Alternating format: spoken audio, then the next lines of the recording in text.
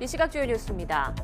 어제 새벽 연쇄 도발을 감행했던 북한이 어제 오후에 또 포사격을 했습니다. 동해와 서해에서 동시에 진행됐는데 이번에도 심야 도발 때와 마찬가지로 9.19 군사합의 위반 구역에 떨어진 것으로 파악됐습니다.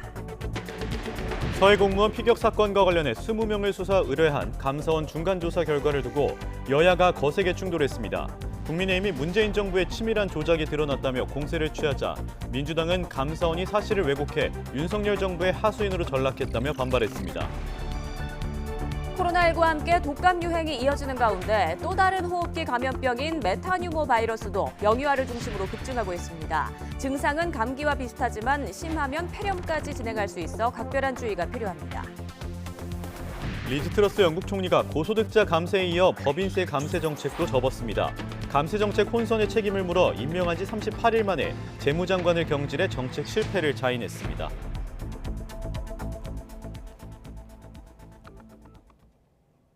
시청자 여러분 안녕하십니까? 토요일 굿모닝 YTN 시작합니다. 북한이 어제 새벽에 이어 오후에도 9.19 군사합의서상 사격금지 구역인 동서해 완충구역에 포탄을 쏟아부었습니다. 2018년 군사합의 이후 최대 규모로 위반한 포사격입니다. 한현희 기자의 보도입니다. 북한은 새벽 1시 20분쯤부터 황해도 마장동 일대에서 서해상으로 방사포 등 130여 발을 발사했습니다. 새벽 2시 57분엔 북한 강원도 구읍리 일대에서 동해상으로 40여 발의 포탄이 발사됐습니다. 북한의 포사격은 오후 5시쯤 재개됐습니다. 이번엔 서해 해주만과 장산곶 일대에서 300여 발의 포탄을 발사했고 강원도 장전 일대에서 동해상으로 90여 발의 포병 사격을 감행했습니다. 포탄이 우리 영해에 떨어지진 않았지만 군은 사격이 금지된 해상 완충구역이라고 밝혔습니다. 2018년 맺은 9.19 군사합의를 노골적으로 위반한 겁니다. 우리 군은 북한이 지속적인 도발을 통해 한반도에 군사적 긴장을 초래하고 있는 데 대해 엄중하게 경고하며 이를 즉각 중단할 것을 강력히 촉구한다. 포사격을 하던 도중엔 평양 순안 일대에서 동해상으로 단거리 탄도미사일 1발을 발사했습니다. 또 군용기 10여 대가 군사합의 이후 처음으로 비행 금지 구역 북방 5에서 7km까지 비행했습니다. 심야 도발에 이어 오후 늦게까지 계속된 북한의 포사격이 계속되자 군은 대비 태세를 강화하고 북한의 도발에 엄중 경고했습니다. YTN 한현입니다. 북한은 9.19 군사합의를 위반한 심야 연쇄 도발의 책임을 우리의 포사격 훈련에 돌리고 있습니다. 우리 군은 사격 훈련이 금지 구역을 벗어난 지역에서 실시됐다며 북한이 또다시 우리의 훈련을 빌미로 도발을 감행하고 책임을 전가하고 있다고 비판했습니다. 신준명 기자입니다. 북한은 남한군이 5군단 전방 지역에서 10시간에 걸쳐 포사격을 감행했다고 주장했습니다. 그러면서 남한 군부의 도발적 행동에 대해 강력한 대응 조치를 한 거라며 밤사이 벌인 일련의 무력 행동의 책임을 우리 측으로 돌렸습니다. 우리 군은 즉각 반박했습니다. 합동참모본부는 북한이 지적한 포사격에 대해 미군이 진행한 다연장 로켓포 MLRS 발사 훈련이었다고 설명했습니다. 그러면서 훈련 장소인 철원 사격장은 군사분계선에서 15km 이상 떨어져 있어 9.19 군사합의가 규정한 포병사격 훈련 금지구역에 포함되지 않을 뿐만 아니라 표적도 더 후방에 배치해 합의 위반이 아니라고 강조했습니다. 또 그동안 이곳에서는 9.19 군사합의 이후 사격훈련이 정기적으로 실시돼 왔다며 이번에 문제를 삼은 의도를 예의주시하고 있습니다. 북한이 한반도 긴장 고조의 책임을 우리 측에 전가하려는 의도가 있는 게 아니냐는 판단입니다. 북한이 계속해서 도발을 하고 핵을 개발해 왔기 때문에 그간 개최되지 못했던 야외 기동 훈련을 포함해서 한미동맹이 강화된 것인데 북한 입장에서는 책임을 한미동맹에 전가하려는 거죠. 북한은 올해 들어 탄도미사일은 24차례, 순항미사일은 3차례 발사하며 무력 도발을 이어가고 있습니다. 군 당국은 북한의 추가 도발에 대비해 관련 동향을 추적하고 있다고 강조했습니다. YTN 신준명입니다. 5년 전 남북 간 체결한 9.19 군사합의가 이렇게 북한의 무차별적 도발로 파기 기로에 놓였습니다. 해상에 이어 지상 도발로 이어지는 게 아니냐는 우려까지 일면서 군사적 긴장은 고조되고 있습니다. 조수현 기자의 보도입니다. 9.19 군사합의는 2018년 평양 남북 정상회담에서 마련됐습니다. 접촉 지역 내 군사적 우발 충돌 방지를 목적으로 군사분계선 기준 비행 금지구역, 포병 사격 금지구역, 완충 수역 등을 설정했습니다. 북한은 그동안 소극적인 도발로 합의를 여러 차례 위반한 바 있습니다. 2019년 11월 창린도 방어부대의 해안포 사격이 대표적입니다. 창린도는 해안포 사격이 금지된 구역에 있는데 김정은 위원장 지시로 이곳에서 해안포를 발사한 겁니다. 2020년 5월에는 중부전선 비무장지대 감시 초소에 북한군이 발사한 총탄 수십 발이 날아왔는데 이때는 의도성이 높지 않은 것으로 분석됐습니다. 하지만 이번에는 완충구역 내에서 대대적인 포사격을 감행하고 비행 금지 구역을 위협하면서 노골적으로 9.19 합의 무력화를 시도했습니다. 9.19 군사합의와 유엔 안보리 결의에 대한 명백한 위반으로 한반도는 물론 국제사회의 평화와 안정을 해치는 심각한 도발 행위이다. 북한이 합의를 존중하지 않는 상황에서 일방적으로 합의를 유지하는 데에 대한 회의적인 시각도 늘어나는 상황입니다. 9.19 합의가 4년여 만에 기로에 놓이면서 군사적 긴장감도 높아지고 있습니다. YTN 조수연입니다. 윤석열 대통령이 북한의 해상 완충구역 내 포사격은 9.19 합의 위반이 맞고 관련해서 하나하나 검토하고 있다고 말했습니다. 윤 대통령은 출근길 약식 회견에서 이같이 밝힌 뒤 많은 우려가 있지만 정부가 북한의 도발에 대해 빈틈없이 최선을 다해 대비 태세를 구축하고 있다고 설명했습니다. 또 전통적 삼축 체제는 여전히 유효하고 특히 대량 응징 보복이라는 마지막 단계는 사전에 전쟁을 결정하는 데 필요한 심리적 사회적 억제 수단이 된다고 말했습니다. 대통령실은 9.19 남북 군사합의 유지 여부는 북한 태도에 달려있다고 밝혔습니다. 대통령실 관계자는 브리핑에서 9.19 합의 존치 여부를 검토하느냐는 질문에 군사합의를 위반한 것은 북한이고 합의가 계속 유지될 것이냐 파기될 것이냐는 결국 북한 태도에 달려있다고 답했습니다. 또 지금까지 남북 간 협의, 협약을 우리 정부는 존중한다는 입장이고 당연히 북한도 존중해야 한다고 강조했습니다. 이처럼 북한의 핵미사일 위협이 이어지는 가운데 우리 정부가 지난 2017년 12월 이후 5년 만에 대북 독자 제재를 발표했습니다. 외교부는 북한의 핵미사일 개발과 대북 제재 회피에 기여한 북한 개인 15명과 기관 16개를 독자 제재 대상으로 추가 지정하기로 했다고 밝혔습니다. 이번에 지정된 개인 15명, 기관 16개는 미국 정부에서도 2016년 12월부터 올해 5월 사이 독자 제재 대상으로 지정한 바 있습니다. 합동참모본부가 모레부터 28일까지 2022 호국훈련을 시행한다고 밝혔습니다. 호국훈련은 연례적으로 실시하는 우리 군의 야외 기동훈련으로 합참은 군사 대비태세 유지와 합동작전 수행 능력 향상에 중점을 두고 실시한다고 강조했습니다. 이어 이번 훈련은 합동전력이 북한의 핵, 미사일 등 다양한 위협을 상정해 주야 실기동 훈련을 하는 등 전시와 평시 임무 수행 능력을 숙달할 예정이라고 덧붙였습니다. 여야는 계속되는 북한의 도발을 한 목소리로 강하게 규탄했습니다. 다만 서로에게 안보 위기의 책임을 돌렸고 해법을 두고도 극명한 온도차를 드러냈습니다. 이경국 기자의 보도입니다. 국민의힘은 북한이 전방위적 도발을 감행하며 9.19 남북 군사합의를 짓밟았다고 비판했습니다. 포사격은 9.19 남북 군사합의를, 탄도미사일 도발은 유엔 안보리 결의를 정면으로 위반한 것이다. 민주당도 국제사회에서 설 자리만 잃을 거라며 즉각 도발을 중단하라고 촉구했습니다. 한반도를 넘어 동북아와 국제사회의 평화와 안정을 위협하는 행위입니다. 북한의 연이은 무력 도발을 강력히 규탄합니다. 다만 고조되는 안보 위기에 책임을 두고는 또다시 서로를 겨냥했습니다. 국민의힘은 전임 문재인 정부가 거짓 평화쇼, 대북 불종 외교에 올인한 탓이라고 꼬집었습니다. 특히 정진석 비대위원장은 문재인 정부가 5년간 비핵화 사기극을 벌였다며 은밀한 뒷거래의 전모를 밝혀야 한다고 주장했습니다. 반면 민주당은 윤석열 정부의 대응을 문제 삼으며 안보 불안 해소를 위한 대책을 내놓는 대신 도발 뒤 규탄만 반복하고 있다고 비난했습니다. 전술핵 재배치 같은 실현 불가능한 방안을 꺼내 여론을 호도하고 있다는 겁니다. 국민의 삶과 안전을 위태롭게 하는 방향으로 잘못 작동되고 있다. 안보 포퓰리즘에 빠지고 있지 않나.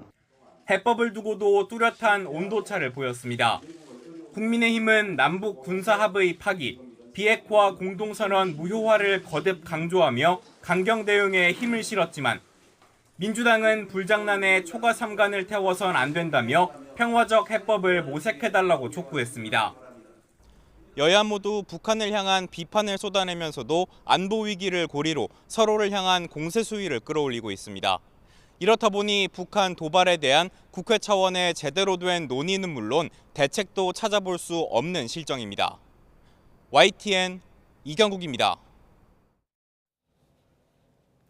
감사원이 발표한 서해 공무원 피격 사건 중간조사 결과를 두고 여야 간 공방이 격해지고 있습니다.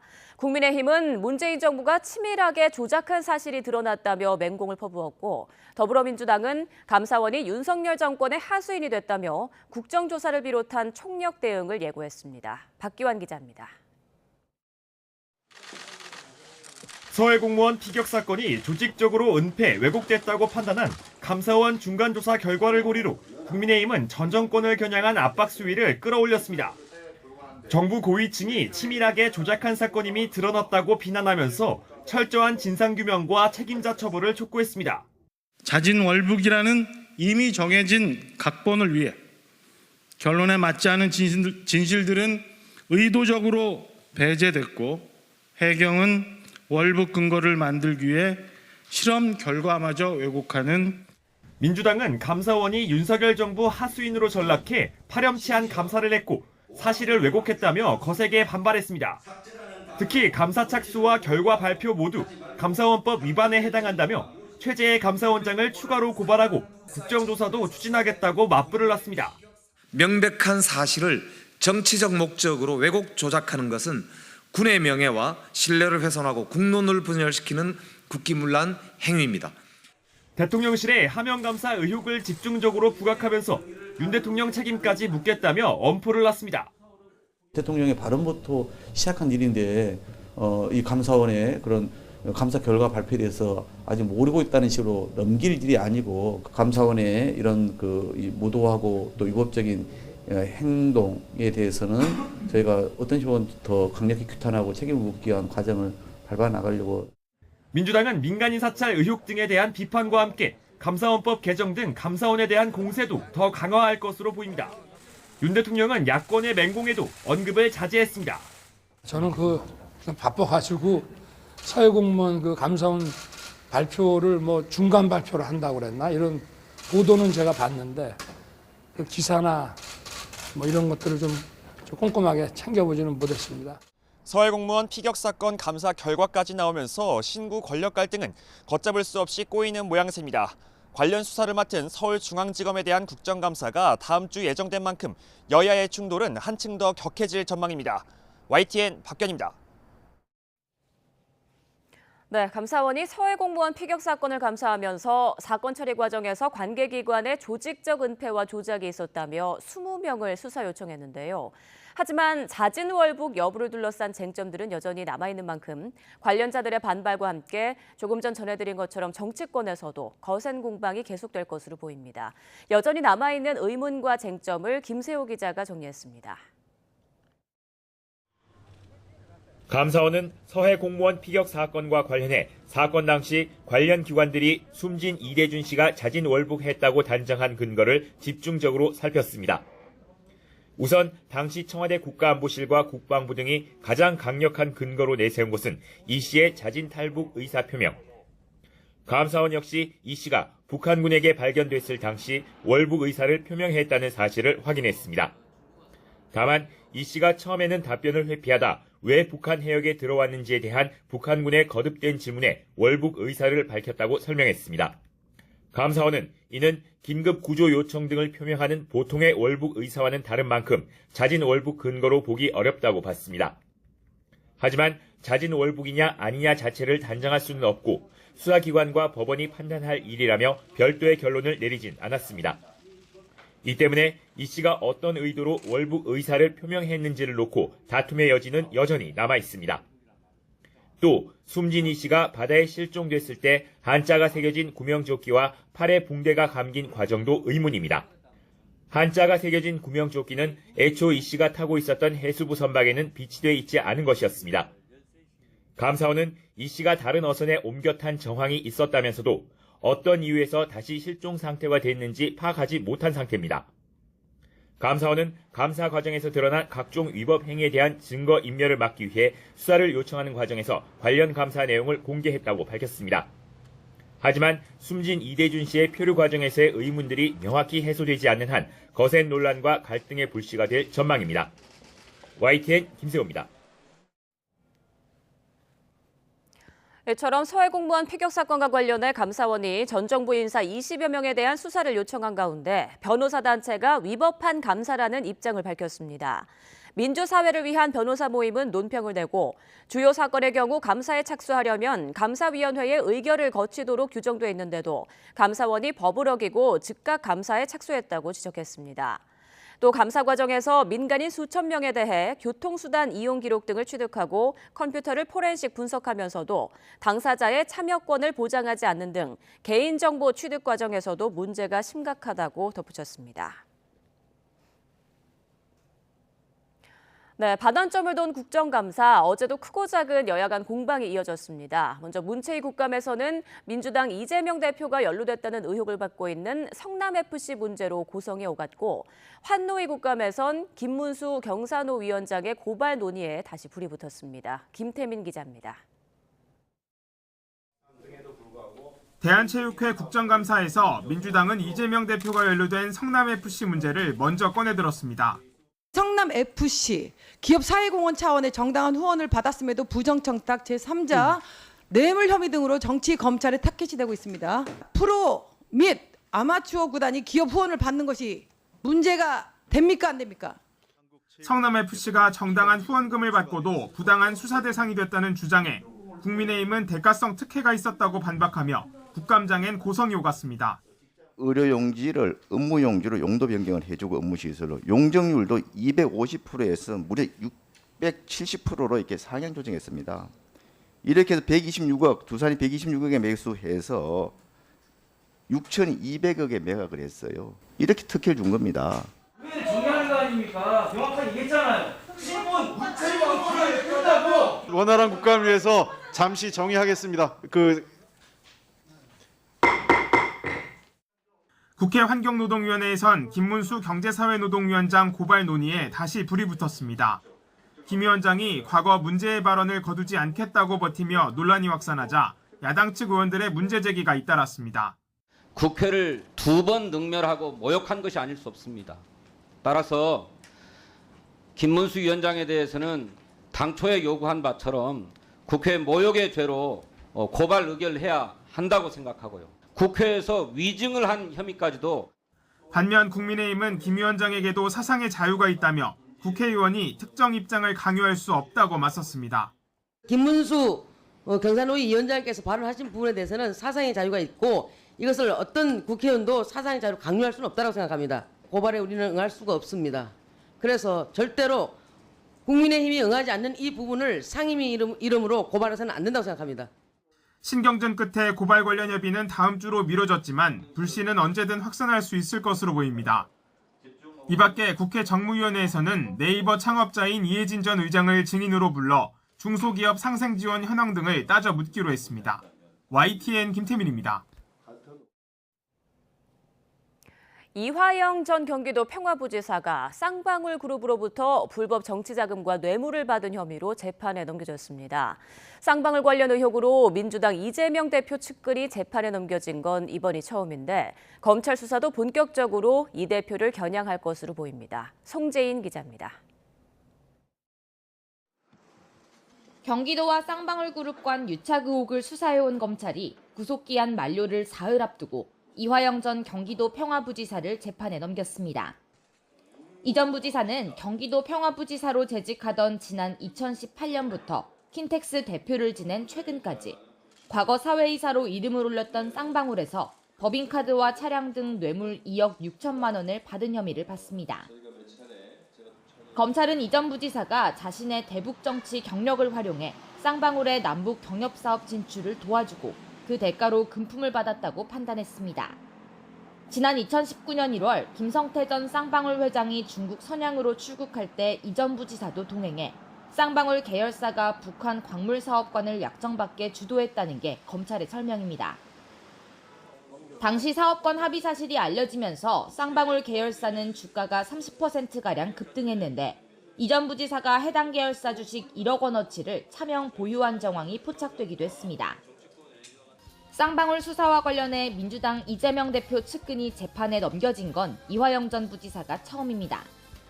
향후 검찰 수사도 당시 경기도의 최종 결재권자였던 이 대표를 본격적으로 겨냥할 걸로 보입니다. 검찰은 이 전 부지사를 구속한 뒤 경기도와 동북아 평화경제협회를 압수수색했지만 이 대표와의 연결고리는 확인되지 않은 거로 전해졌습니다. 이에 따라 검찰은 최근 쌍방울 고위 간부들의 자택을 압수수색하는 등 대북 송금 의혹까지 수사를 확대하고 있습니다. 다만 이 전 부지사와 함께 남북 경협사업을 추진하고 자금을 총괄했던 쌍방울 실소유주 김성태 전 회장이 해외 도피를 이어가고 있는 만큼 검찰 수사가 윗선을 겨냥할 돌파구를 찾기가 쉽지 않을 거라는 전망도 나옵니다. YTN 송재인입니다. 미국 달러화 초강세, 한국과 일본 등 아시아 각국이 자국 통화 자치를 방어하기 위해 지난달에만 500억 달러, 약 71조 8천억 원의 외환을 소진하는 등 이 지역 외환 보유액이 급격히 줄고 있다고 블룸버그 통신이 보도했습니다. 데이터 분석업체인 익잔테 데이터 집계 결과 지난달 중국을 제외한 아시아 각국이 통화 가치 방어에 쓴 외환 보유액은 모두 500억 달러였다고 블룸버그는 전했습니다. 코로나19 대확산이 시작된 2020년 3월 이후 최대 규모입니다. 국가별로 보면 일본이 200달러, 한국이 170억 달러 등입니다. 블룸버그는 과거 저금리로 달러화 차입에 나섰던 신흥국들의 차입 비용이 달러화 초강세 등으로 급증하면서 1997년 아시아 외환 위기 같은 사태의 재현 우려가 커지고 있다고 진단했습니다. 미국의 소비자들이 인플레이션과 금리 인상의 여파로 지갑을 열지 않은 것으로 나타났습니다. 미 상무부는 9월 소매 판매가 전달과 같은 것으로 집계됐다고 현지 시간 14일 밝혔습니다. 8월에는 소매 판매가 0.4% 성장한 바 있습니다. 소비자 지출은 미국 경제 활동의 거의 70%를 차지하고 있습니다. 소매 판매가 주춤했던 건 40년 만에 최악 인플레이션 환경에서 미국인들이 소비에 신중한 태도를 보였기 때문으로 분석된다고 AP통신은 전했습니다. 중국 당국이 이례적으로 9월 수출입 통계를 예정일에 발표하지 않았다고 로이터 통신 등이 보도했습니다. 중국의 세관인 해관총서가 사전 예고한 일정에 따르면 어제 9월과 3분기 수출입 통계가 발표될 예정이었지만 업무 시간이 끝날 때까지 발표되지 않았습니다. 또 분기별 통계가 발표되는 날 오전에는 언론 브리핑이 열렸지만 이것도 진행되지 않았습니다. 로이터는 예정된 발표가 이뤄지지 않은 것은 이례적이고 예상하지 못한 일이고 내일 공산당 대회를 앞둔 상황에서 벌어졌다고 지적했습니다. 리즈 트러스 영국 총리가 고소득자 감세에 이어 법인세 감세 정책도 접었습니다. 그러면서 감세 정책 혼선의 책임을 물어 임명한 지 38일 만에 재무장관을 경질해 정책 실패를 스스로 인정했습니다. 이종수 기자입니다. 트러스 총리가 긴급 기자회견을 열고 법인세 인상안을 유지하기로 했다고 밝혔습니다. We need to act now to reassure the markets of our fiscal discipline. I have therefore decided to keep the increase in corporation tax that was planned by the previous government.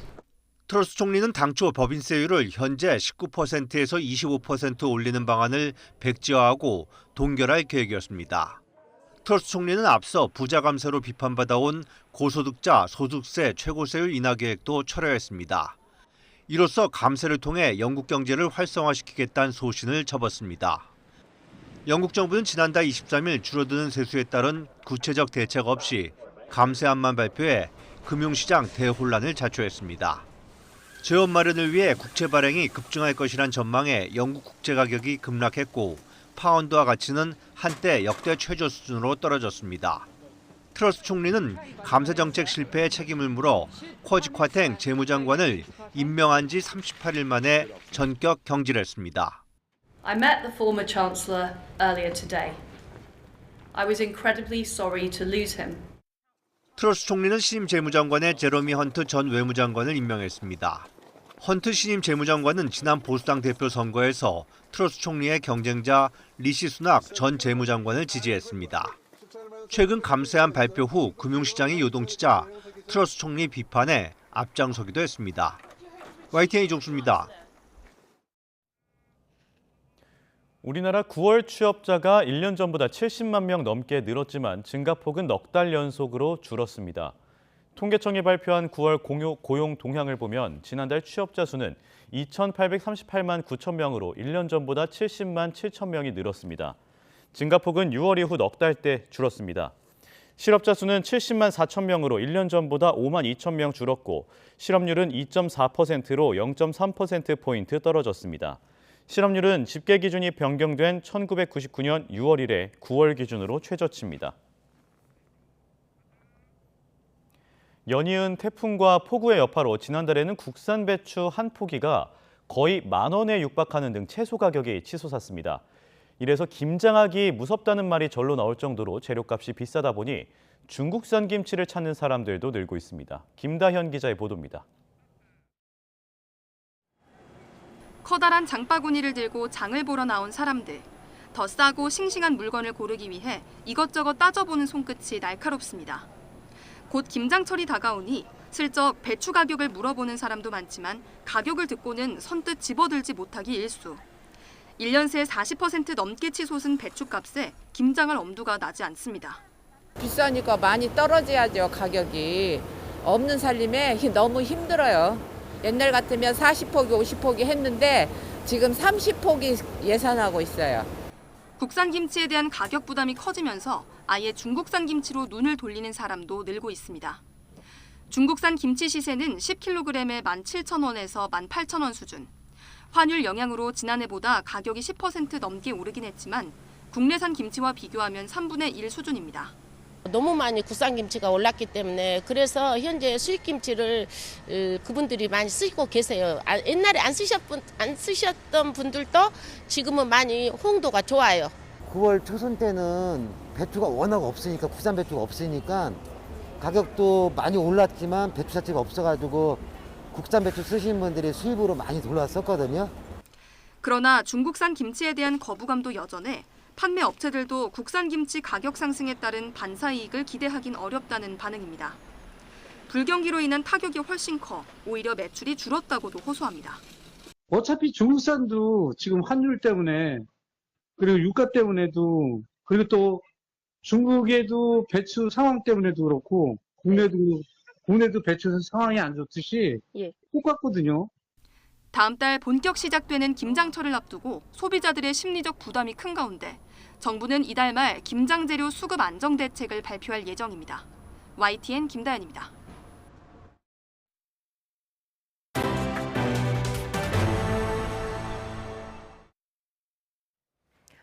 미성년자 11명을 성폭행한 김근식이 모레 출소하면 당분간 경기도 의정부시에 있는 법무부 산하 갱생시설에서 살기로 했습니다. 법무부는 본인의 희망과 경제적인 사정을 고려했다며 관리 감독을 철저히 하겠다고 설명했지만 지역사회의 반발은 거셉니다. 나혜인 기자입니다. 오는 17일 안양교도소에서 출소하는 김근식의 거주지가 경기도 의정부시 법무보호복지공단 생활관으로 정해졌습니다. 법무부 산하기관인 법무보호복지공단은 연고지가 없거나 경제적으로 어려운 출소자에게 숙식을 제공하며 사회복귀를 돕는 시설로 거주 가능 기간은 최장 2년입니다. 법무부는 김근식이 스스로 살 곳을 마련하려 했지만 현실적으로 어려워 입소를 희망했다며 사정을 고려해 안정적인 주거지를 마련할 때까지 거주를 허가했다고 밝혔습니다. 하지만 지역사회는 거세게 반발했습니다. 온라인 커뮤니티에선 아이를 키우는 부모들의 원성이 빗발쳤고 김동근 의정부시장과 지역구 오영환 국회의원은 시민들과 함께 법무부를 항의 방문했습니다. 시민들한테 납득할 설명을 하지 못하는 경우에 생기게 되는 모든 문제에 대해서는 법무부가 책임을 져야 될 것이라고 일방적으로 결정해서 가는 것에 대해서 모든 제가 동원할 수 있는 것을 통해서 막겠다. 법무부는 난처한 기색이 역력합니다. 전담 보호관찰관 배치나 김근식 특별대응팀 편성, 주변 CCTV 증설과 순찰 강화 같은 대책을 담아 공동 보도자료를 배포하려던 계획도 사실상 경찰청에 미뤘습니다.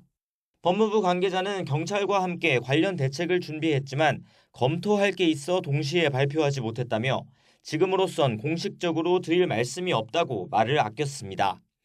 김근식 관리를 담당할 법무부 범죄예방정책국장은 공식 발표 직전 의정부 시장을 찾아갔지만 만남을 거절당한 것으로 전해졌습니다. 법무부는 김근식이 머물게 될 시설은 비교적 시내와 떨어진 한적한 곳이라는 입장입니다. 하지만 해당 시설 불과 200m 앞에는 아동복지시설이 있고 주변엔 초중고등학교 6곳이 자리해 있습니다. 무엇보다 흉악범 출소가 눈앞으로 다가올 때까지 지역사회와 충분히 소통하지 않았다는 비판은 피하기 어려워 보입니다. YTN 나힌입니다. 군사정권 시절 감금돼 강제 노역을 당한 형제복지원 피해자들이 진실화해위원회로부터 국가에 의한 인권침해 사실을 인정하는 진실규명 결정 통지서를 받았습니다. 피해자들은 국가를 대표해서 대통령이 사과하고 적극적인 피해 구제 방안을 마련해달라고 촉구했는데요. 직접 들어보겠습니다. 대통령께서는 형제복지원 피해자들을 위해 즉각적인 사과를 해주시고 그로 인해서 이번 피해에 대해서 피해자들이 이 사회의 구성원으로 살아갈 수 있게끔 감회도 새롭고 뭐 다 좋습니다. 좋은데 결론은 국가에서 빨리 배상해줘야 할 부분이 있으면 빨리 하고 치료를 해줘야 될 부분이 있으면 치료를 빨리 해주시면 감사하겠습니다. 이스타항공 창업주인 이상직 전 의원이 회사 직원 채용에 불법으로 관여한 혐의로 또 구속됐습니다. 전주지방법원은 어제 저녁 업무방해 혐의를 받는 이 전 의원의 구속영장을 발부했습니다. 재판부는 혐의가 상당 부분 소명되고 도주와 증거인멸 염려가 인정된다며 다수에 대한 채용 부정 사건으로 범죄가 중대한 점 등을 고려했다고 설명했습니다.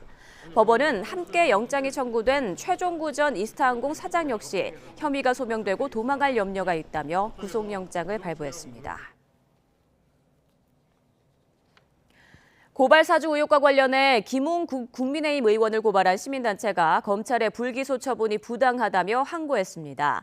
시민단체 사법정의 바로 세우기 시민행동은 어제 검찰에 항고장을 내며 검찰이 손준성 보냄이라는 확실한 텔레그램 문구가 있음에도 김 의원의 진술만을 그대로 받아들여 불기소 처분했다고 주장했습니다. 이어 범죄 혐의가 있으면 법과 원칙에 따라 당연히 수사하고 기소하는 게 검사의 직무인데 이를 유기한 총체적 부실 수사라고 비판했습니다.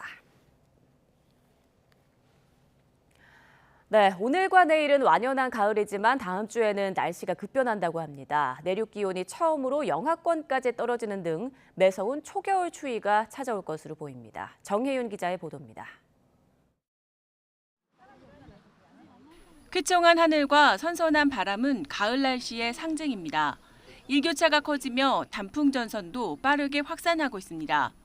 주말과 휴일에는 단풍과 함께 깊어가는 가을을 만끽할 수 있겠습니다. 하지만 다음 주에는 날씨가 급변할 것으로 보입니다.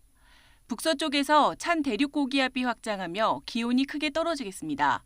서울 아침 기온이 화요일에는 올가을 들어 가장 낮은 4도까지 곤두박질하겠고 찬바람까지 불며 체감온도는 영하권에 머물겠습니다.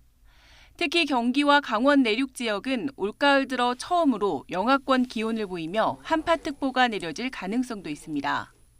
찬 공기로 인해서 기온이 급감하는 형태를 보이면서 바람도 강하게 불면서 체감온도는 더 낮아서 쌀쌀한 날씨가 될 것으로 예상을 하고 있습니다. 18일과 19일 사이에서는 내륙 지역을 중심으로 영하가 나타나는 지역도 있을 것으로 예상을 하고 있습니다. 갑작스러운 초겨울 추위에 서리와 얼음도 예상돼 농작물 피해가 우려됩니다. 때이른 추위는 사흘 정도 이어진 뒤 다음 주 목요일 낮부터 점차 누그러질 전망입니다. YTN 정혜윤입니다. 코로나19 신규 환자가 금요일 기준으로 8주 만에 증가하면서 감소세가 주춤하는 모양새를 보였습니다. 정부는 한 달여 앞으로 다가온 이번 대입 수능 시험도 확진자를 위한 별도 고사실을 마련하기로 하고 상세한 수능 방역 대책을 다음 주에 발표합니다. 기정훈 기자의 보도입니다. 0시 기준 코로나19 신규 환자는 2만 3천여 명. 하루 전보다 3천여 명 줄었지만 일주일 전에 비하면 1천여 명 늘었습니다. 금요일 기준으로 신규 환자가 증가한 것은 지난 8월 19일 이후 8주 만입니다. 위중증 환자는 주는 듯 보이지만 사망자는 사흘 연속 소폭 늘었습니다. 방역당국은 감소 추세가 정체 국면에 들어가고 있다면서 향후 변동 방향은 좀 더 두고 봐야 한다는 조심스러운 입장입니다. 어느 정도 이 확진자 숫자들이 안정적인 상황에서 유지되면서 동절기 효과로 인한 반등의 가능성 등을 좀 유심히 유념하면서 상황을 계속 모니터링하겠습니다. 이런 가운데 한 달여 앞으로 다가온 대입 수학 능력 시험에 대한 관심도 커졌습니다. 벌써 세 번째 맞이하는 코로나 속 수능. 50만 8,030명이 응시하는 이번 수능도 수험생들은 모두 마스크를 써야 합니다. 또 격리 대상 수험생, 즉 확진된 수험생을 위한 별도 고사실이 마련됩니다. 시험장은 주기적으로 환기하고 점심시간엔 3면 종이 칸막이가 설치됩니다. 수능 2주 전부터는 교육부와 관계기관이 함께 공동 상황반을 운영해 격리 대상 수험생의 발생 상황을 모니터링하고 신속한 시험장 배치를 준비합니다. 중대본은 더 자세한 수능 방역 대책은 추가 논의를 거쳐 다음 주쯤 교육부가 발표할 예정이라고 밝혔습니다. YTN 기정훈입니다. 코로나19 감소세가 정체하는 가운데 어젯밤 9시까지 전국에서 코로나19 확진자는 2만 1,952명으로 집계됐습니다. 그제 같은 시간대보다는 600명이 적고 일주일 전보다는 3,000명 늘었습니다. 오늘은 2020년 1월 국내에서 코로나19 환자가 처음 나온 지 1000일째 되는 날로 누적 환자 수는 2,500만 명, 국내 인구의 48% 수준입니다. 코로나19에 이어 독감 유행이 이어지는 가운데 또 다른 호흡기 감염병인 메타뉴모 바이러스 감염증도 증가하고 있습니다. 질병관리청이 발열과 기침, 인후통 등 호흡기 감염 증상을 보인 환자의 검체를 분석한 결과 사람 메타뉴모 바이러스 검출률이 지난달 첫째 주 24.8%에서 이달 첫째 주 38.4%로 1.5배 증가했습니다. 메타뉴모 바이러스는 생후 6개월에서 12개월의 영유아가 주로 감염되며 기침과 발열 등 감기와 비슷한 증상이 나타나고 심하면 폐렴으로 이어질 수 있습니다. 2030 월드 엑스포 부산 유치를 위한 그룹 방탄소년단 BTS 공연이 오늘 저녁에 열림에 따라 세계 각국 팬들이 부산으로 모이고 있습니다. 오늘 저녁 6시 부산 연제구 아시아드 주경기장에서 열리는 무료 공연은 5만여 명이 관람할 예정입니다. 또 부산항 국제여객터미널에서 10,000명, 해운대 해수욕장에서 수천 명이 스크린에 실시간 중계되는 공연을 관람할 예정입니다. 부산시는 BTS 공연 외에도 광안리 어방축제, 영도 다리축제 등 도심 곳곳에서 대형 축제가 함께 열림에 따라 대중교통 이용을 당부했습니다. 우크라이나가 지난 한 달 동안 동부와 남부 전선에서 600개에 이르는 마을을 되찾았다고 밝혔습니다. 우크라이나 임시점령지역 재통합부는 최근 한 달 동안 남부 헤르손주 75곳, 동부 도네츠크주 43곳을 포함해 600곳에 가까운 마을을 수복했다고 공개했습니다. 영국 국방부는 러시아군이 탄약과 병력 부족에 시달리면서 전체적인 작전 능력이 약해졌다고 분석했습니다. 블라디미르 푸틴 러시아 대통령이 조 바이든 미국 대통령과 대화할 필요를 못 느낀다고 말했습니다. 푸틴 대통령은 현지 시각 14일 카자흐스탄 수도 아스타나에서 열리고 있는 아시아 교류와 신뢰 구축 회의 기자회견에서 이같이 밝혔습니다. 푸틴 대통령은 또 다음 달 인도네시아 발리에서 열리는 주요 20개국 G20 정상회의에 직접 참석할지 아직 결정하지 않았다고 말했습니다.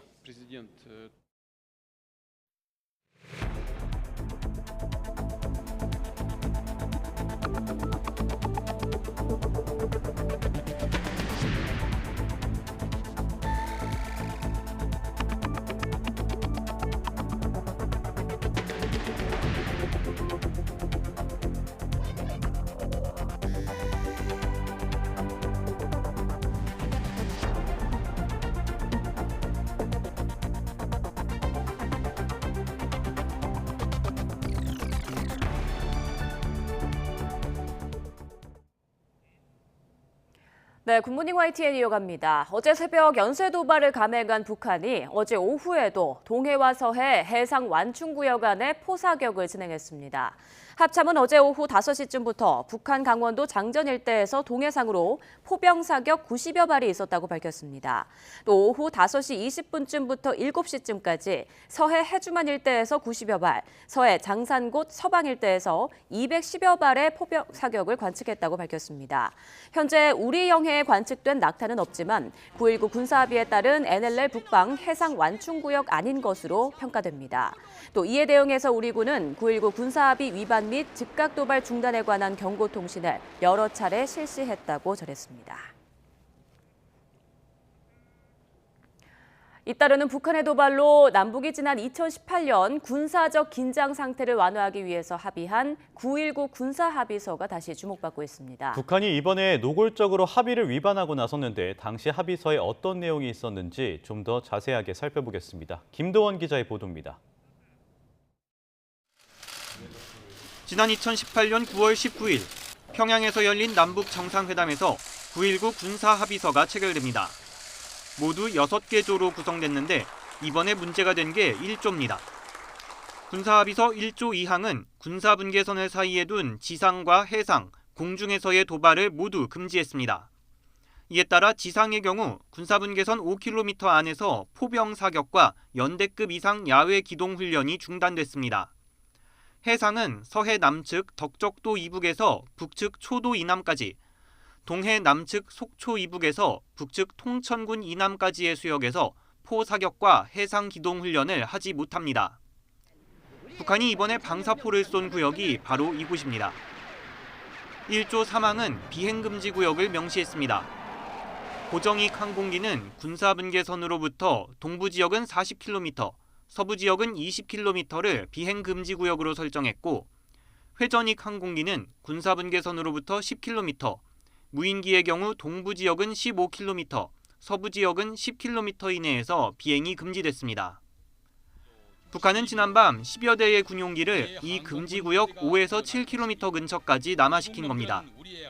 전술조치선을 넘어 이렇게 가까이 비행한 건 2018년 군사합의 이후 처음인데 해상 사격에 이어 공중에서도 합의 파기를 위협하는 도발에 나선 겁니다. 북한이 해상과 지상, 공중에 이르기까지 무차별적으로 합의를 위반하는 상황이 반복될 경우 4년여 전에 맺은 군사 합의는 사실상 폐기될 것으로 관측됩니다. YTN 김도원입니다. 이처럼 북한이 무력 도발 수위를 계속 높이자 우리 정부가 5년 만에 처음으로 대북 독자 제재를 단행했습니다. 북한 개인 15명과 기관 16개를 제재 대상으로 지정하면서 외교적 압박에 시동을 걸었는데 추가 도발 시에 제재를 더욱 강화할 전망입니다. 홍선기 기자가 보도합니다. 정부가 2017년 12월 이후 5년 만에 처음으로 대북 독자 제재에 나섰습니다. 북한의 핵 미사일 개발과 대북 제재 회피에 기여한 북한 개인 15명과 기관 16개를 독자 제재 대상으로 지정했습니다. 제2자연과학원 선양 대표 강철학, 연봉무역총회사 단동대표부 정만, 로켓공업부, 고려항공무역회사, 국가해사감독국 등이 포함됐습니다. 이번 조치는 미국이 이미 독자 제재를 가하고 있는 이들을 중첩 지정한 것으로 미국, 일본 등과 보조를 맞추며 제재 효과를 극대화하겠다는 뜻이 담겼습니다. 외교부 당국자는 이번이 끝이 아니라며 향후 북한의 도발에 따라 독자 제재를 계속 추가해 나갈 예정이라고 설명했습니다. 한국 정부의 독자 제재 대상으로 지정되면 정부의 사전 허가 없이는 한국 측과 외환 거래 또는 금융 거래가 불가능해집니다. 2010년부터 이미 남북 간 교역이 금지된 상황이라 이번 조치는 실효성보다 상징성이 더 크다는 지적도 있지만 정부가 북한의 도발에 단호하게 대응하겠다는 의지를 대내외에 표명한 것으로 해석됩니다. 이번에 우리 정부가 독자적인 제재를 한 것은 앞으로 국제사회로 하여금 북한에 대한 제재를 이행하는 데 있어서 더욱더 협조를 구하고 경각심을 올리는 그러한 역할을 하게 될 것으로 생각이 됩니다. 한미일 북핵 수석 대표도 전화 협의를 통해 북한을 강력히 규탄하고 즉각적인 도발 중단과 대화 복귀를 촉구했습니다. 이런 가운데 우리 군은 오는 17일부터 28일까지 북한의 핵, 미사일 등 다양한 위협을 상정한 호국 훈련을 실시하며 한미 연합 방위 태세를 다시 한번 강조할 것으로 보입니다. YTN 홍선입니다.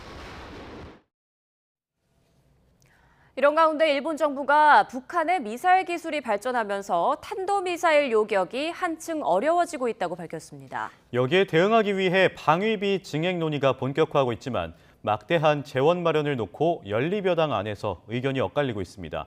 도쿄에서 이경아 특파원이 보도합니다. 지난달 말부터 지금까지 한 달도 안 되는 새 북한은 8차례나 탄도미사일을 쐈습니다. 전례 없는 발사 빈도는 북한이 독자적인 핵 공격 능력을 과시하려는 것으로 일본은 보고 있습니다. 独自の核抑止力が必要であると主張しており、そうした観点から核兵器の運搬手段である弾道ミサイルの開発・運用能力向上に注力しているものと考えられます。 북한은 이번 미사일을 포함해 낮은 고도의 변칙 궤도 미사일을 반복해 쏘고 있습니다. 일본 정부는 미사일 방어망을 피해 날아오는 탄도미사일에 제대로 대응하기 어렵다는 점을 인정하고 있습니다. 北朝鮮が発射する弾道ミサイルは、その発射兆候の早期把握や迎撃がより困難になっているため、迎撃能力を高める不断の努力も重要であり、 커지는 북한의 핵과 미사일 위협 속에 방위비 증액 논의도 본격화하고 있습니다. 연립여당인 자민당과 공명당은 오는 18일부터 방위력 강화의 내용과 예산 등을 결정할 협의체를 가동하기로 했습니다. 자민당은 현재 GDP의 1% 수준인 방위비를 5년 내 2배로 올리는 것을 목표로 하고 있지만 공명당은 신중합니다. 특히 나라빚이 한 해 GDP의 2배를 넘는 상황에서 추가로 국채를 발행해 방위비로 쓰는 것에 부정적인 입장입니다. 恒久的な財源をやはり必要としてくると思うんですね。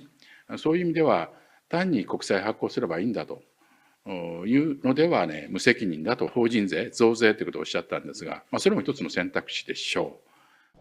올 연말 일본의 3대 전략문서 개정에 자위대의 반격 능력을 담는 것은 기정사실로 받아들여지는 분위기입니다. 방위력 강화에 대한 여론도 긍정적으로 돌아섰습니다. 하지만 막대한 비용 부담이 뒤따르는 만큼 기록적인 엔저 속에 악화하는 일본 경제 상황도 변수가 될 것으로 보입니다. 도쿄에서 YTN 이경아입니다. 국민의힘이 감사원의 서해 공무원 피격 사건 중간감사 결과 발표와 관련해 문재인 정부를 강하게 비판했습니다. 박정하 수석 대변인은 논평을 통해 이번 감사를 통해 문재인 정부와 청와대 등 국가기관 고위층의 주도로 사건이 치밀하게 조작됐음이 드러났다고 주장했습니다. 특히 자진월북이라는 정해진 각본을 위해 결론에 맞지 않는 사실을 의도적으로 제외했고 해경은 실험 결과를 왜곡하기도 했다고 주장했습니다.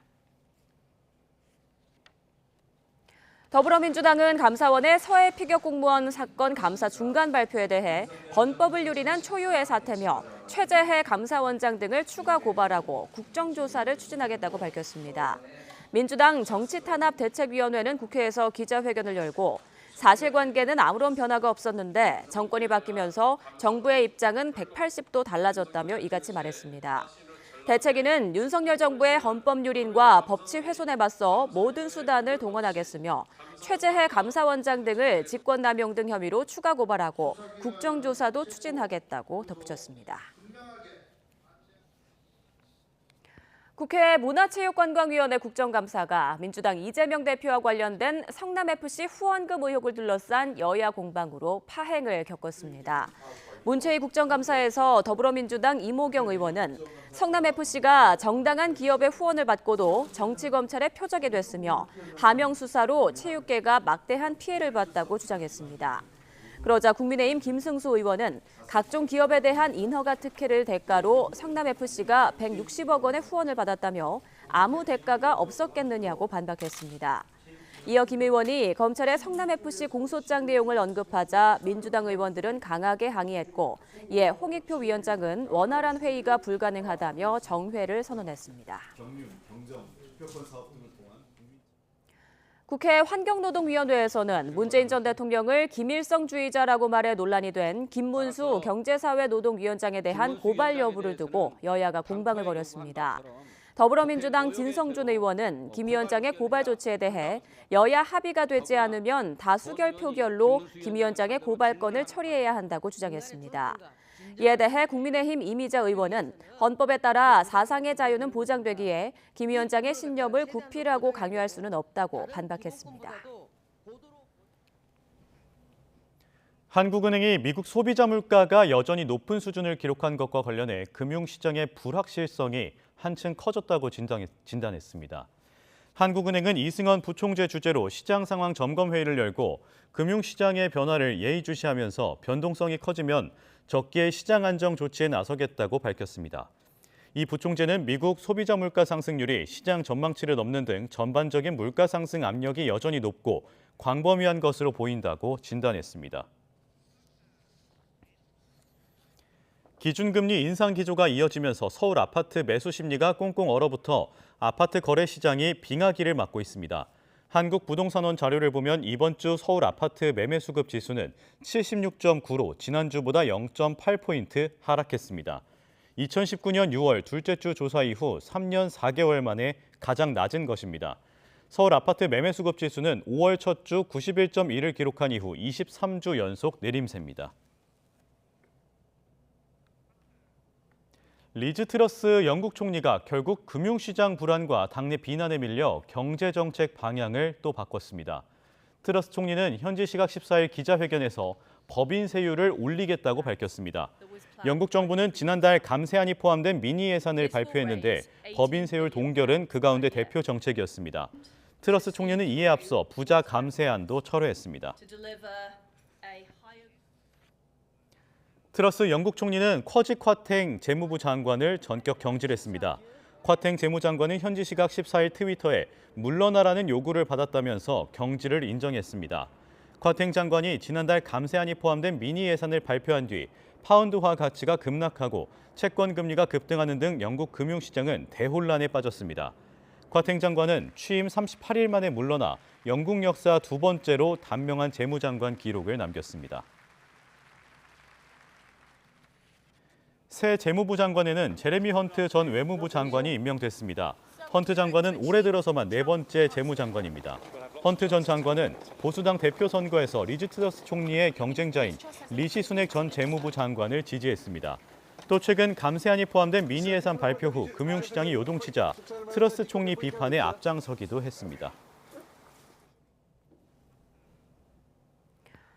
조선업 하청 근로자는 원청 근로자보다 연간 90일을 더 일하고도 연봉은 30% 이상 적게 받는 등 원청 하청 간 노동시장 이중 구조가 심각한 것으로 나타났습니다. 이런 가운데 정부는 이르면 다음 주에 조선업 경쟁력 회복 방안을 발표할 예정입니다. 최명신 기자입니다. 조선업 근로자 가운데 소속의 근로자, 이른바 사내 하청 비중은 62.3%입니다. 조선업 빅3의 경우 현대중공업이 64.9%, 삼성중공업이 60.2%, 대우조선이 59.5%에 달합니다. 조선업 경쟁력 강화를 위해선 버팀목 격인 하청 근로자의 상승이 절대적인 상황. 하지만 대우조선 파업 사태에서 드러났듯 원하청 간 임금 체계는 심각한 불균형을 겪고 있는 것으로 드러났습니다. 원청 3사의 경우 평균 연봉이 삼성중공업 7,500만 원, 현대중공업 7,000만 원, 대우조선 6,700만 원을 각각 기록한 반면 하청 근로자는 3,000에서 3,500만 원에 그쳤습니다. 임금 격차의 가장 큰 요인은 상여금입니다. 하청 근로자들이 2016년부터 업계 불황을 이유로 이전에 받던 1,000만 원 정도의 상여금을 받지 못한 반면 원청 근로자들은 2,000만 원가량의 상여금을 계속 받았습니다. 근로일수도 크게 차이가 났습니다. 원청 근로자의 연평균 근로일수는 180일인데 반해 하청 근로자는 271로 90일가량 더 많았습니다. 이 원청에서는 상여금하고 성과급, 또 그다음에 일반적으로 복지시설을 이용하는 부분들, 그다음에 이제 휴가 부분들, 이제 이런 부분들을 돈으로 안 사면 상당히 많습니다. 이에 정부는 지난 8월 합동조사단을 꾸려 조선업계 현장 조사를 벌이는 등 원하청 상생 방안 마련에 골몰하고 있습니다. 협력업체 노동자들의 근로 조건과 근로 환경을 개선하며 숙련 인력들이 직무와 숙련도에 맞는 대우를 받도록 하는 방안들을 포함하고자 합니다. 정부는 이르면 다음 주 52시간 근무와 인력 부족 문제 해소 방안 등을 담은 조선업 대책을 발표할 예정입니다. 하지만 최대 현안인 이중구조 문제는 근본적인 해결이 쉽지 않아 장기 개선 과제로 남겨질 가능성이 커 보입니다. YTN 최명신입니다. 우회전 차량 일시정지 제도가 계도기간 석 달을 거친 뒤 지난 12일부터 본격 시행되고 있는데요. 계도기간 동안 벌써 교통사고가 상당히 줄어든 것으로 나타났습니다. JCN 울산중앙방송 김나래 기자입니다. 7월 13일부터 보행자 보호 의무를 강화한 도로교통법이 시행되고 있습니다. 3개월의 계도기간을 거쳐 교차로 우회전 일시정지에 대한 단속이 본격적으로 시작됩니다. 우회전 시 횡단보도에 보행자가 있으면 일시정지 후 우회전 가능하고 보행자가 없으면 서행하면서 우회전 가능합니다. 보행자 중심의 교통문화가 정착될 수 있도록 시민분들의 교통법규 준수를 부탁드립니다. 이제부턴 이를 위반할 경우 범칙금 6만 원과 벌점 10점이 부과됩니다. 일시정지란 차량의 바퀴가 완전히 멈추는 상태를 의미합니다. 보행자 신호가 파란불일 경우 보행자가 횡단하고 있거나 횡단하려고 할 때 일시정지한 후 지나가야 합니다. 보행자가 없다면 서행하며 그대로 지나갈 수 있습니다. 보행자 신호가 빨간불일 경우에도 보행자가 있다면 무조건 일시정지해야 합니다.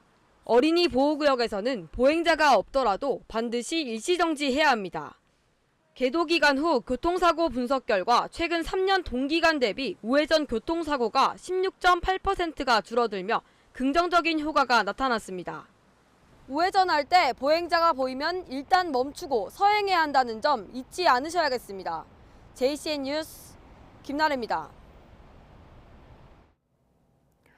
미성년자 11명을 성폭행해 15년 동안 복역해온 김근식이 모레 출소하면 당분간 경기도 의정부시에 있는 법무부 산하 갱생시설에서 살게 됩니다.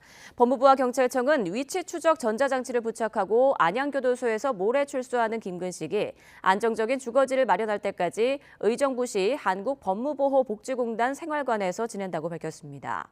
한국법무보호복지공단은 연고지가 없거나 경제적으로 어려운 출소자에게 숙식을 제공하며 사회복귀를 돕는 시설로 최장 거주 가능 기간은 2년입니다. 이처럼 미성년자 성폭행범 김근식이 출소 후 의정부시에 거주하게 되면서 논란이 일고 있습니다. 김동근 경기 의정부시장은 기자회견을 열고 법무부의 입소 지정 철회를 강력히 요구한다고 밝혔습니다. 또 지역 국회의원들도 공동 성명을 통해 입소 지정 철회를 촉구한 가운데 경기도도 법무부가 재고할 것을 강력히 요청한다는 입장문을 냈습니다. 이스타항공 창업주인 이상직 전 의원이 부정채용 혐의로 구속됐습니다. 최근 1년 반 동안 세 번째 구속인데요. 법원은 혐의가 소명되고 도주와 증거인멸의 우려가 있다고 설명했습니다. 한동호 기자입니다. 2013년과 14년에 작성된 이스타항공 부조종사 채용 내부 문건입니다. 지원자 개인 이력 옆에 추천인이 명시돼 있습니다. 전직 총리와 현직 광역단체장 등 정관계 인사들의 이름이 줄줄이 적혀 있습니다. 그러나 업무방해 혐의 공소시효인 7년이 지나 이들에 대한 기소는 어려운 상태입니다. 이들은 2015년 말에서 2019년 사이 공채에 지원한 127명의 채용 과정에 외압을 행사한 혐의를 받습니다. 특히 이미 공직선거법을 위반해 국회의원직을 상실한 이 전 의원. 회사 돈 배임, 횡령 혐의로 1심에서 징역 6년을 선고받아 2심 재판 중입니다. 지난 6월 석방 이후 석 달 반 만에 다시 구속 전 피의자 신문을 받게 된 이 전 의원은 말을 아꼈습니다. 법정에서 말씀드리겠습니다. 혐의 인정하십니까? 채용에 관여하신 혐의 인정하십니까? 채용에 관여하셨어요? 법원은 결국 구속영장을 발부했습니다. 혐의가 상당 부분 소명되고 도주와 증거인멸 염려가 인정된다는 이유입니다. 재판부는 다수에 대한 채용 부정 사건으로 범죄가 중대한 점 등을 고려했다고 설명했습니다.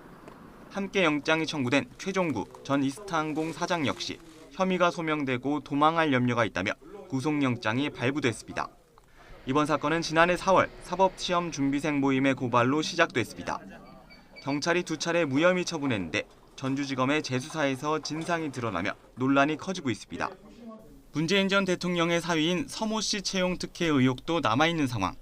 한때 정관계 영향력을 자랑하며 불사조를 자처했던 이 전 의원이지만 연이은 부정사건으로 질곡의 시간이 계속되고 있습니다.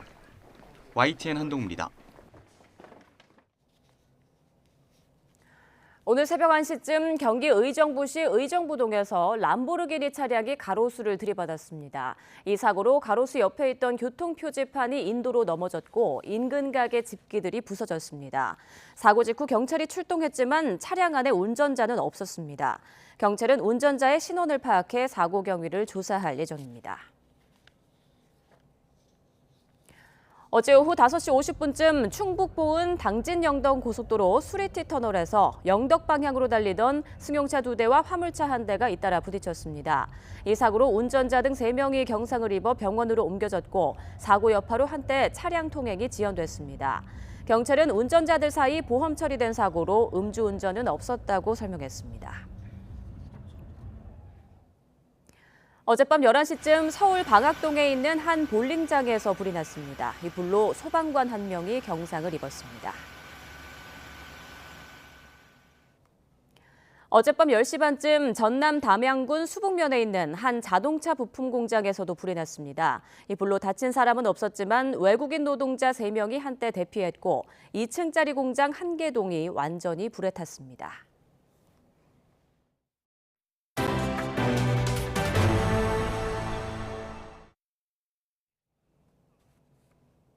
코로나19 감소세가 정치하는 가운데 어젯밤 9시까지 전국에서 코로나19 확진자는 2만 1,952명으로 집계됐습니다. 그제 같은 시간대보다는 600명이 적고 일주일 전보다는 3,000명 늘었습니다. 오늘은 2020년 1월 국내에서 코로나19 환자가 처음 나온 지 1,000일째 되는 날로 누적 환자 수는 2,500만 명, 국내 인구의 48% 수준입니다. 다음 달 17일에 치러지는 2023학년도 대입 수학능력 시험에서 코로나19 확진 수험생은 별도 고사실에서 시험을 치르게 됩니다. 중앙재난안전대책본부는 50만 8,030명이 응시하는 이번 수능에서는 8월에 발표한 코로나19 대응 2023학년도 대입 관리 방향을 토대로 일반 수험생과 격리 대상 수험생을 구분해서 시험장에 배치할 거라고 설명했습니다. 또 격리 대상 수험생 발생 상황 관리와 신속한 시험장 배치 등을 위해 수능 2주 전부터 관계기관과 함께 공동 상황반을 운영합니다. 이와 함께 마스크 착용과 주기적인 환기, 점심시간에 3면 종이 칸막이 설치 등 시험장 방역 조치에도 만전을 기하기로 했습니다. 코로나19와 함께 독감 유행이 이어지는 가운데 또 다른 호흡기 감염병인 메타뉴모 바이러스도 영유아를 중심으로 급증하고 있습니다. 이 증상은 감기와 비슷한데 심하면 폐렴까지 진행할 수 있어 잘 관찰하고 대처해야 합니다. 김평정 기자입니다. 생후 16개월 된 이 아기는 며칠 전부터 열이 오르고 기침하는 증상을 보였습니다. 차도가 없어 큰 병원에 왔더니 폐렴 진단이 나와 입원 치료를 받게 됐습니다. 고열이 많이 나고 콧물은 많이 안 나고 기침이 엄청 심했었어요. 그때 나아지지 않아가지고 소견서를 써주시더라고, 입원하라고. 그래가지고 여기 병원에 오게 됐어요. 실제로 최근 호흡기 감염병에 걸려 병원을 찾는 어린이 환자가 늘고 있습니다. 특히 영유아에서 많이 발생하는 메타뉴모 바이러스 감염이 전체 호흡기 감염병 환자 중에서 검출되는 비율이 지난주 38%에 달해 3주 전보다 1.5배나 증가했습니다. 이 바이러스에 감염돼 증상 악화로 입원까지 한 환자도 3주 사이 1.6배 늘었습니다. 메타뉴모 바이러스는 주로 봄과 여름에 확산하지만 올해는 사회적 거리두기 완화 등의 영향으로 이례적으로 가을에 유행하고 있습니다. 호흡기 감염병이어서 침방울로 전염되거나 바이러스에 오염된 물건을 접촉하면 걸릴 수 있습니다. 발열과 기침, 콧물, 가래 등 감기와 증상이 비슷한데 영유아는 폐렴이나 모세기관지염으로 진행할 가능성이 커 주의해야 합니다. 감기처럼 지나가는 경우도 많이 있지만 발열이나 빠른 호흡, 또 호흡 곤란 등의 증상이 동반되는 경우에는 진료를 보시는 게 도움이 되고, 이러한 경우에 아이가 어릴수록 입원 치료를 필요로 하는 경우가 많기 때문에 백신이나 치료제가 없기 때문에 증상이 나타나면 병원을 찾아 증상에 맞게 치료를 받아야 합니다. 한편 지난주 독감 의심 환자는 외래 환자 1000명당 7명으로 여전히 높은 수준을 유지하고 있습니다. 특히 만 1세에서 6세의 경우 독감 의심 환자가 10.7명으로 유행 기준보다 2.2배나 많았습니다. YTN 김평정입니다. 올 여름처럼 집중호우나 태풍이 오면 하천은 각종 쓰레기로 몸살을 앓습니다. 하천에 물이 불어나도 부유 쓰레기를 안정적으로 모아둘 수 있는 차단막과 함께 모인 쓰레기의 양은 물론 종류까지 자동으로 파악할 수 있는 기술을 국내 연구진이 개발했습니다. 양회영 기자의 보도입니다. 집중호우로 물이 불어난 하천에 쓰레기가 떠내려옵니다. 비가 그친 뒤 다리 밑으로 거대한 쓰레기 섬이 만들어졌습니다. 제때 치우지 않으면 쓰레기는 물을 먹고 아래로 가라앉거나 바다로 유입되는데 기존의 쓰레기 차단 시설물은 쉽게 부서지거나 설치 방식이 까다로운 문제점이 있었습니다. 그런데 국내 연구진이 홍수 등 수위 변화에 대응할 수 있는 새로운 부유 쓰레기 차단막을 개발했습니다. 부표처럼 물이 떠 급격한 수위 변화에도 쓰레기만 안정적으로 모아줍니다. 초속 8m 속도로 급물살이 흐르는 상황에서도 쓰레기 100톤의 하중까지 견딜 수 있습니다. 이 차단막과 함께 모인 쓰레기의 양과 종류를 실시간으로 알 수 있는 AI 기술도 개발됐습니다. 하천에 흘러 들어온 쓰레기입니다. 플라스틱 병이나 비닐, 나뭇가지를 쉽게 볼 수 있습니다. 지금까지는 이렇게 사람이 직접 수거를 하러 들어와야지만 쓰레기의 양과 종류를 정확히 알 수 있었습니다. 연구진은 물이 흐를 때와 흐르지 않을 때, 주간과 야간, 그리고 흙탕물과 같은 하천물의 상태에 따라 부유 쓰레기의 다양한 이미지를 수집했습니다. 수집한 이미지를 딥러닝한 AI가 카메라에 찍히는 쓰레기를 6종류로 자동 분류하는데 정확도는 최대 97%에 달합니다. AI 기법 이미지 데이터를 통해 가지고 얼만큼 모여 있는지를 확인하고 어떤 쓰레기가 있는지를 확인한 다음에 쓰레기에 대한 수거 주기를 같이 결정할 수가 있기 때문에 효율적으로 관리할 수 있는 방법이 되겠습니다. 연구진은 오는 12월 충남 공주 유구천에서 새 차단막과 AI 분류 기술의 현장 실험을 진행할 계획입니다. 국내 발생 해양 쓰레기의 60% 이상은 육지에서 만들어져 하천을 통해 바다로 유입되는데 이번 기술이 효과적인 대처 수단이 될 것으로 기대됩니다. YTN 사이언스 양회영입니다. 네, 오늘 저녁 방탄소년단 BTS 공연을 앞두고 전 세계 팬들이 부산에 집결하고 있습니다. 부산 시내 곳곳이 BTS와 팬들을 상징하는 보랏빛으로 물들고 있는데요. 김지선 기자가 보도합니다.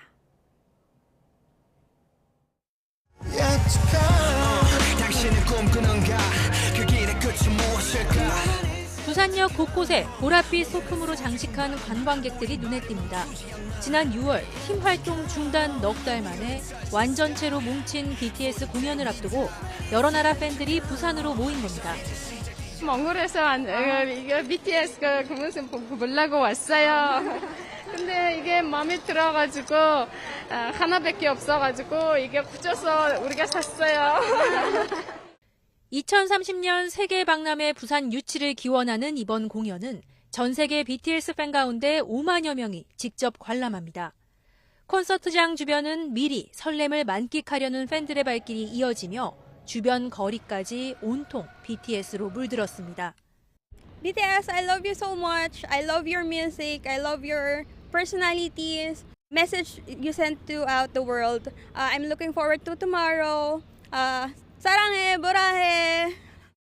무료로 추첨한 공연표를 확보한 5만여 명 가운데 40%는 외국인으로 집계됐습니다. 어렵게 표를 구한 팬들은 바다 건너 달려왔고 1年間ずっと楽しみにしてたんで今日寝れないかもしれないけど全力で応援してきます. 미처 표를 구하지 못한 팬들은 부산 시내에 마련된 라이브 공연장 두 곳에서 마음껏 함성을 지를 각오입니다.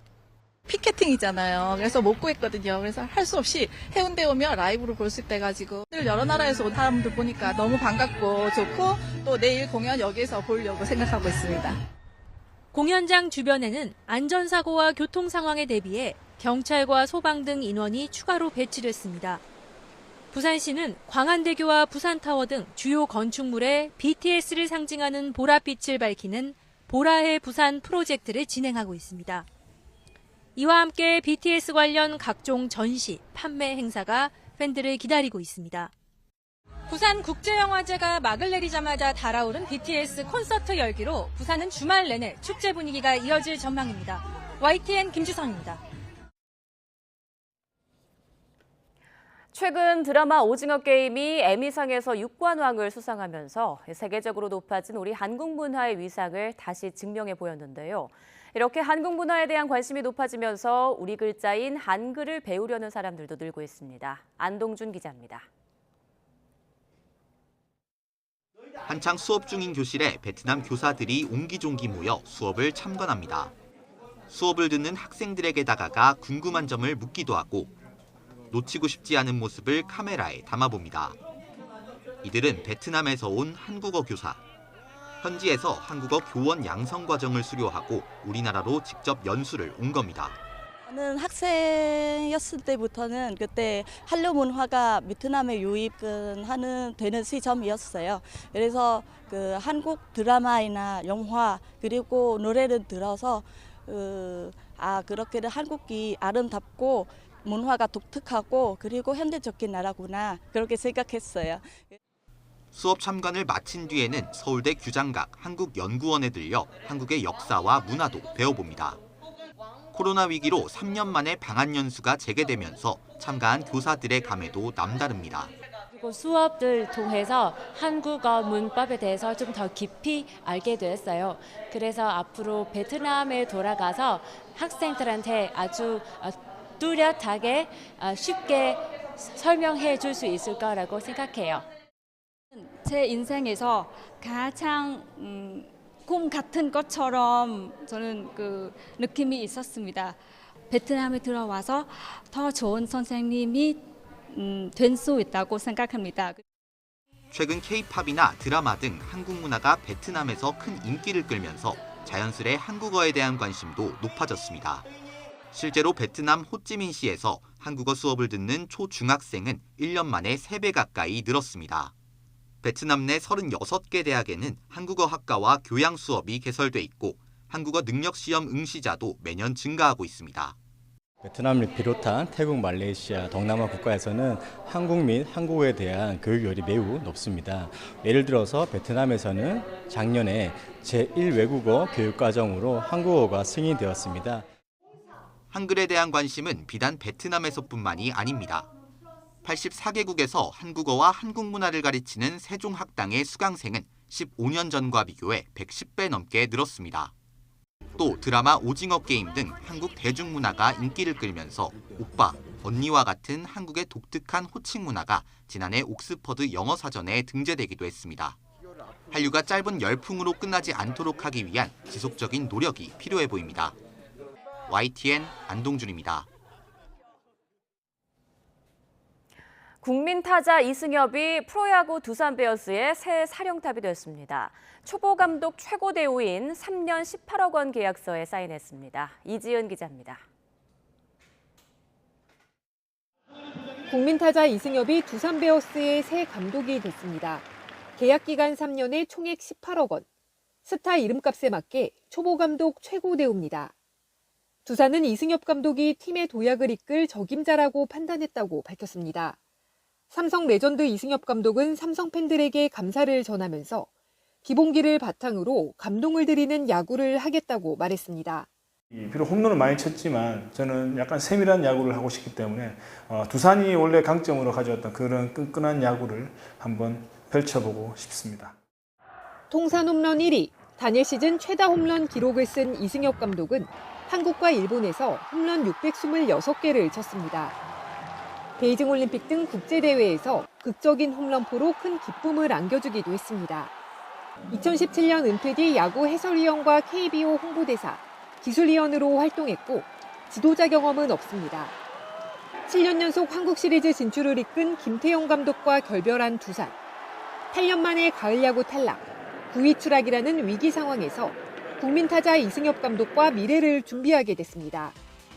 경기장에서는 최고의 경기력, 포기하지 않는 정신, 최선을 다하는 플레이, 팬 여러분들께 즐거움을 줄 수 있는, 감동을 줄 수 있는 야구를 하기 위해서 열심히 준비하겠습니다. YTN 이지은입니다. 2022-2023 시즌 남자 프로농구 정규리그가 오늘 개막전을 시작으로 6개월의 대장정에 돌입합니다. 허웅과 이승현, 두경민과 이정현 등 대형 스타 선수들이 모두 자유계약으로 이적해 새 팀에서 시즌을 시작합니다. 올 시즌부터 도입되는 아시아 쿼터로 국내 무대에 데뷔하는 필리핀 선수 6명이 어떤 활약을 할지도 관심거리입니다. 지난해 우승팀 SK가 KT와 함께 2강으로 꼽히는 가운데 프로스포츠 최초로 쌍둥이 형제 감독에 오른 조상현, 조동현 형제의 맞대결에도 관심이 쏠립니다. 중국 최대 정치 행사인 공산당 20차 대회를 사흘 앞두고 베이징 시내에 시진핑 주석을 비난하는 현수막이 내걸렸다가 철거되는 소동이 있었습니다. 그제 티난먼 광장에서 북서쪽으로 약 9km가량 떨어진 대학가 주변 고가도로에 흰색 바탕에 붉은색 글씨로 현수막 2장이 걸렸습니다. 한 장엔 독재자이자 나라의 도둑인 시진핑을 파면하자고 적혀 있었고, 다른 한 장에는 PCR 검사 말고 밥을 달라, 봉쇄 말고 자유가 필요하다, 인민영수 말고 선거권을 요구한다 등의 문구를 내걸었습니다. SNS에 올라온 당시 영상에는 현수막이 내걸린 고가 위에서 화염이 피어오르고 확성기로도 구호를 외치는 장면이 담겨 있습니다. 미국 중간선거가 20여일 앞으로 다가온 가운데 지난해 1월 의회 난입 사건을 조사하고 있는 하원 특별위원회가 트럼프 전 대통령 소환을 만장일치로 의결했습니다. 미국 중간선거에서 하원의 승패를 가릴 경합지에서는 공화당 후보에 대한 선호가 더 높다는 여론조사 결과가 나왔습니다. 김원배 기자의 보도입니다. 지난해 1월 6일 발생한 의사당 난입 사건을 조사하고 있는 미국 하원 특별위원회가 도널드 트럼프 전 대통령을 특위에 소환하기로 전격 결정했습니다. 특위는 현지 시간 13일 청문회 직후 만장일치로 트럼프 전 대통령 소환을 의결했습니다. 이번 청문회는 다음 달 8일 중간선거를 앞두고 열린 마지막 공개 청문회였습니다. He is the one person at the center of the story of what happened on January 6th. So we want to hear from him. But our duty today is to our country and our children and our Constitution. We are obligated to seek answers directly from the man who set this all in motion. 하원 조사특위는 그동안 공개 청문회를 잇따라 열어 의회 난입 사태 과정에 트럼프 전 대통령이 깊이 개입한 정황을 폭로해 파문을 일으켰습니다. 트럼프 전 대통령은 중간선거를 20여일 앞두고 자신의 소환을 결정한 특위를 맹비난했습니다. SNS에 올린 글에서 특위는 완전히 망가졌으며 나라를 더 분열시키고 있을 뿐이라고 강력히 반발했습니다. 이런 가운데 미국 중간선거에서 하원의 승패를 가를 경합지에서는 공화당 후보에 대한 선호가 더 높다는 여론조사가 나왔습니다. CNN이 공개한 여론조사에 따르면 투표 의향이 있는 경합지역 응답자의 48%가 공화당 후보를 지지하겠다고 답했습니다. 민주당 후보를 지지한다는 응답은 43%로 나타났습니다. 선거 예측 사이트인 270투이는 민주당 207석, 공화당 217석, 경합 11석으로 538는 민주당 208석, 공화당 215석, 경합 12석으로 현재 판세를 분석하고 있습니다. YTN 김원배입니다.